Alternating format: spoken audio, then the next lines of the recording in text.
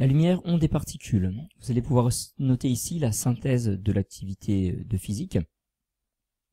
Donc tout d'abord, dans une première partie, grand 1, la dualité onde-corpuscule. On va évoquer ici ce qu'on a pu voir, à savoir que la lumière peut être considérée à la fois comme une onde et comme une particule, ou un corpuscule. Donc tout d'abord, concernant l'aspect ondulatoire de la lumière. Une radiation est caractérisée par sa longueur d'onde lambda dans le vide ou par sa fréquence nu. Ces deux grandeurs sont liées par la relation qui est à connaître, lambda égale c sur nu.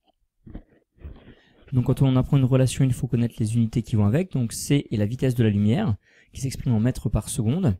Nu est la fréquence en hertz. Donc le hertz est équivalent à des secondes moins 1 dans le système international. Et enfin, la longueur d'onde s'exprimera en mètres. Donc vous pouvez noter la signification de chacun des termes si vous le souhaitez. Nu, donc c'est une lettre grecque qui se dit nu, c'est la fréquence de la lumière en hertz. Lambda, la longueur d'onde exprimée en mètres. Et c'est la vitesse de la lumière dans le vide, 3 10 puissance 8 mètres par seconde. Cette valeur de la vitesse de la lumière est à connaître par cœur.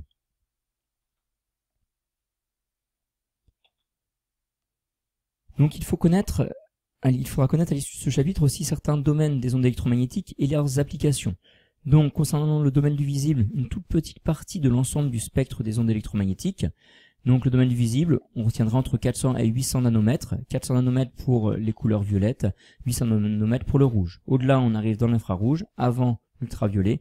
Avant le 400 nanomètres, on est dans le domaine des ondes ultraviolettes. Et donc quelques applications. On montre les rayons gamma au niveau de la radioactivité.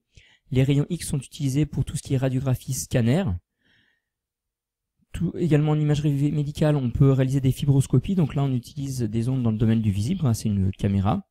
Les télécommandes sont des objets qui utilisent des ondes dans le domaine des infrarouges. Les fours micro-ondes, les Wi-Fi ou la téléphonie mobile sont dans le domaine des micro-ondes.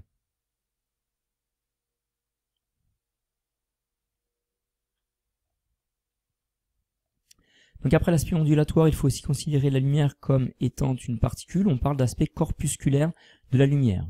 Donc la lumière est constituée de corpuscules, qu'on appelle les photons.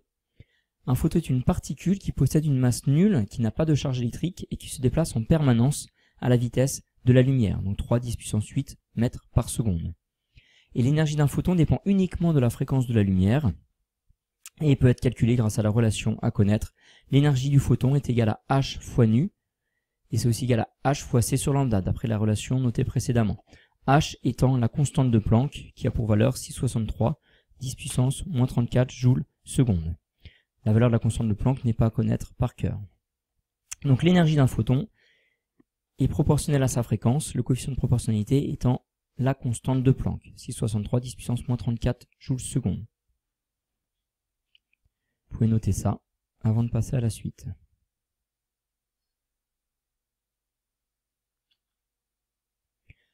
Enfin, on a vu que la lumière pouvait interagir avec la matière à certaines conditions, ce qu'on verra juste après. Donc tout d'abord, il faut savoir qu'un atome possède un certain nombre de niveaux d'énergie. Les niveaux d'énergie des atomes sont propres à chaque élément chimique. Et cet atome ne peut exister que dans des états bien définis, chaque état étant caractérisé par le niveau d'énergie évoqué précédemment. On dit que l'énergie d'un atome est quantifiée, elle ne peut prendre que certaines valeurs clairement déterminées et qui dépendent de chaque élément chimique. Le niveau d'énergie le plus bas va correspondre à l'état stable de l'atome, qu'on appellera état fondamental, et les autres niveaux correspondent à des états moins stables, appelés états excités. Donc l'atome sera stable s'il est dans son état d'énergie fondamentale, donc l'état d'énergie le plus bas, et l'atome pourra se retrouver dans des états de niveau d'énergie supérieur, états excités, mais qui eux ne sont pas stables. Donc a priori, un atome ne restera pas dans cet état excité. C'est ce qu'on va voir par la suite, mais vous pouvez déjà noter ce petit 1.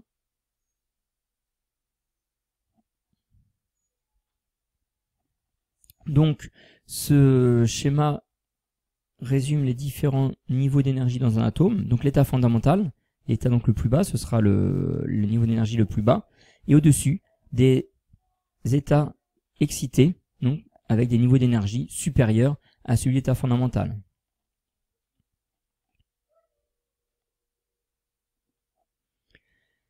Donc un atome va pouvoir passer de l'état fondamental à un état d'énergie supérieur, donc un état excité, ou inversement, de l'état excité à un niveau d'énergie inférieur jusqu'à arriver au niveau d'énergie fondamentale. Et donc ça va pouvoir se faire par émission et absorption de la lumière par un atome. Émission et absorption d'un photon par un atome. Donc l'atome peut passer d'un niveau d'énergie à un autre par absorption ou émission d'un photon. Au cours d'une transition entre deux niveaux d'énergie, l'énergie E initiale et E finale, le photon émis ou absorbé possède une énergie telle que l'énergie du photon est égale à la valeur absolue de la valeur de l'énergie finale moins la valeur de l'énergie initiale, donc c'est égal à h nu, et c'est aussi égal à h fois c sur lambda.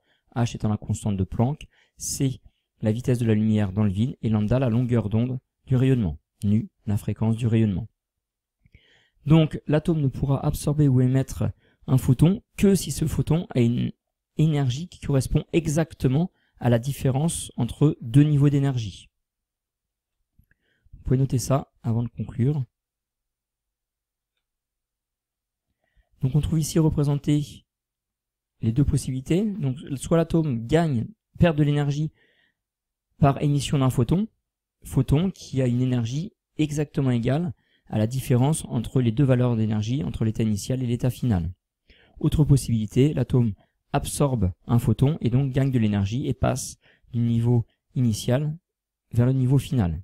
Pour pouvoir absorber ce photon et qui permettra de passer de l'état initial à l'état final, il faut que le photon ait une énergie exactement égale à la différence entre la valeur de l'énergie du niveau final et la valeur de l'énergie du niveau initial. Ce sont ces états d'énergie définis qui permettent d'expliquer les spectres de raies d'émission des différents éléments chimiques. Sur cet exemple, l'atome était dans le niveau d'énergie excitée E5, niveau instable. Il est redescendu au niveau d'énergie E2. Donc il y a eu émission d'un photon avec une certaine énergie. Et si on reprend la relation E égale H fois C sur lambda, on peut calculer la longueur d'onde du rayonnement correspondant à cette transition. C'est ce qu'on verra en application. Vous retrouverez les détails de ce chapitre dans le manuel, pages 342 et 343. Vous pouvez répondre donc ensuite au quiz sur Edmodo pour vérifier, après avoir appris le cours, pour vérifier que vous avez retenu, voire compris certains éléments.